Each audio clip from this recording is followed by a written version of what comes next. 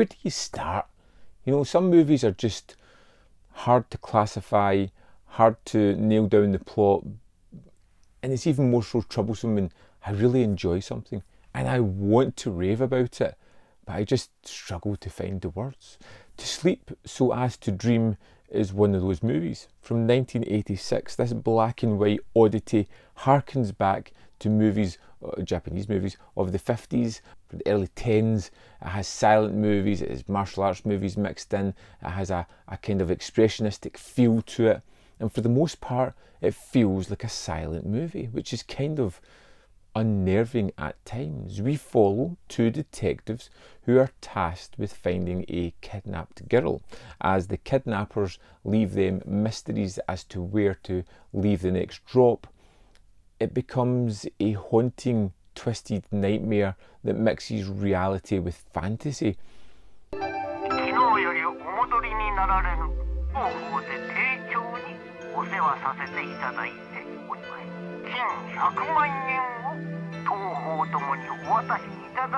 All the kind of buzzwords that make you go, huh? What does that actually mean? Is it interesting or is it not? It's incredibly fun. You've watched our two bumbling characters. There's lots of moments where you're just not sure what anything's supposed to mean, or I didn't know what things were supposed to mean or what they were going to happen.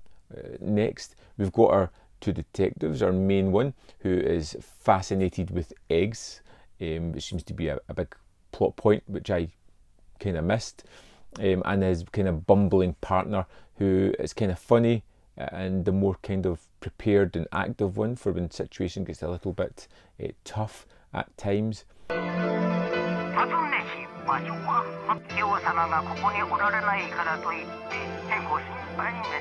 And you watch these characters as they try to solve various mysteries. But it's done in a kind of larger than life manner.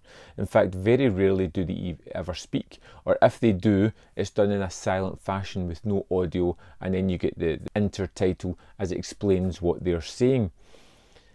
It's a movie that does have sound mixed in with it, which makes it even more jarring. When the phone rings, it rings. When someone else talks, it talks. There are sounds of people moving about. It's just the voices seem to be stripped back, and there is long moments where there's just no sound at all coming from the screen. Just images bombarding you in such a fascinating style. Now, it turns out the person that is looking for the kidnapped girl is an aging movie star. And I don't really want to get into much more than that, because I feel as if it's a real discovery and something that's just so fun. And the whole movie had me confused with, is it reality? Is it an actual dream? What is going on? Are the two things starting to meld together? And there are many moments where our main character starts to see the line between reality and not starting to blur. There's a moment where he walks into a bar at the end and sees it as a theatre as it used to be, and spends time there, and then flashes back to him walking into the bar, and it's just a simple bar and they have to leave. There's moments of action, there's moments of kind of over the top hilarity as we watch our two main characters follow some people down alleys while they know they're being followed, and there's a sense of dread and unease at the way everyone is acting.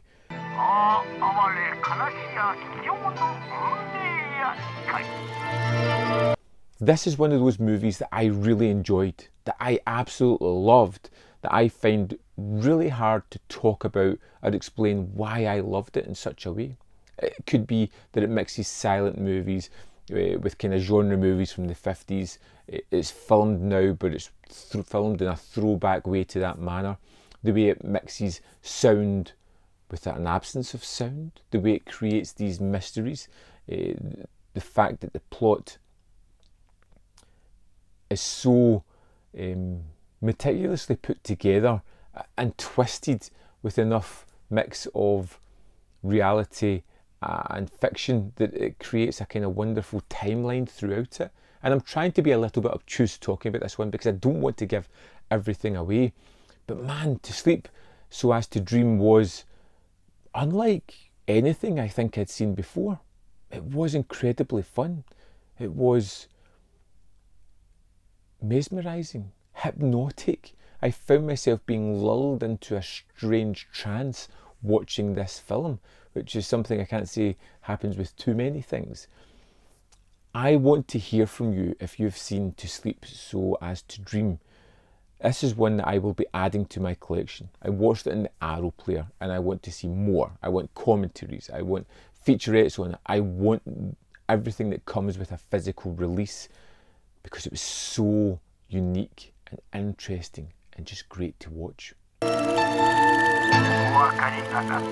Unfortunately, I feel as if this isn't one that I'm giving the greatest praise to or hyping up enough. I feel like I should be more articulate in talking about the movie and how I loved aspects of it.